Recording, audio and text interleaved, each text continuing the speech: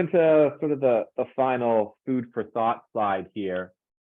At the end of the day, you want to start with a clear understanding of your requirements. What do you need the system to do? Why do you need the system to do it? What are your nice to have? What are your must have? What are those requirements? And then what are the things that, yeah, I could take advantage of that, or I could use that, but it's not critical. And that can even help separate different products when you're looking, because a lot of products do the same thing, right? So you're looking for that uniqueness with one of those products that's going to be the right fit for you. So understanding your requirements and what you're looking for is key. Assess your IT infrastructure. So talk to your IT department if you have one, and find out, how many servers do we have? What versions of software, what's the Windows version? What's the SQL version? You need to, at some point, have a good understanding of what's in place today, because that's going to make decisions on how you implement or A, what products you pick, and then B, how it's going to affect your existing environment. So if you're saying, I don't want to do anything on premise, I don't have an IT department, I have one person who helps me here and there, then a subscription-based software as a service product is perfect. You pay X dollars per month, it's on the cloud, you don't have to worry about upgrades and troubleshooting, it's taken care of for you. If you're more, no, I've got 3 people on IT, we have a server rack, I want the software on premise, I want to manage it, then great, everybody's different. And so understanding what you have in place, if that's your case, make sure you know what's there. Because you may have to do upgrades or get a new server or upgrade your licensing, and all of a sudden upgrading, say, a SQL Server license can cost you $10,000 that you didn't budget or plan for, and now what do you do? So know what you have in advance. Define the scope.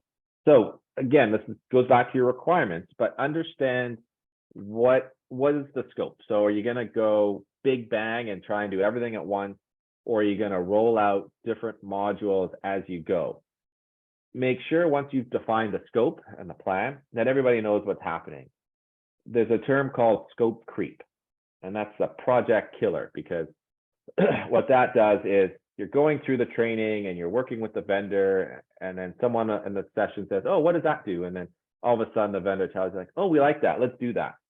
And if you do that too many times, that wasn't in scope, aka budgeted for, you're going to spend a lot more money that you didn't plan to spend, right? So make sure you know what your scope is.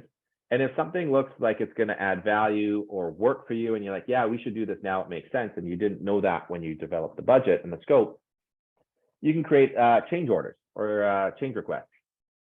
Excuse me. So that then allows that to become in scope. You get a budget approved, it goes to the steering committee, the sponsor says, yes, let's do it. Or what happens is you say, you know what, we like it, but we're not going to do it right now. We're going to put that in what's called the parking lot list, or a parking lot. So keep track of it. And then you can, once this project is done, you can see how the budget ended up. And if there's a bit of leftover, or the stakeholders or sponsors see there's value in it, you can do that as a phase 2 or a phase 3 and do it later. So know the scope and define it. Create a budget if possible, and even a return on investment plan. So that plan may even come in as a business case to getting the new ERP software. But at the end of the day, you can get a budget, as I mentioned, by doing an RFI or speaking to a company that can help get you this information and say, okay, generally speaking, you're going to need X dollars. The return on investment plan says, okay, if I'm going to spend X dollars, how is this going to save me money? And maybe there's a payback calculation you can do and say, in 2.5 years, this is going to pay for itself. Understand the numbers, if you will. Involve your team. So again, from getting end user buy-in and having success with people using the new system. Oh, excuse me, put the water here. You can involve your team early on, right? So they may be part of documenting the requirements. They may be part of documenting the processes. They may be in the meeting saying why you should get a new system. Just keep them on board as much as possible, and even have them part of the demo so they can see what that new system might look like. It's key to get people involved as early on as possible. And from a change management perspective, we can even call these people like change agents. Excuse me. They are the ones that want the change, and they can work with the resources that don't necessarily want to change and help them convince them why it's a good thing. So get people involved early.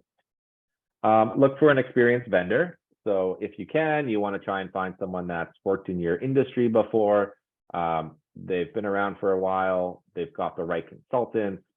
They understand the domain or your specific industry domain. So therefore they can offer a little bit more value added. Oh, you should do this because of why, where you may not have thought of that.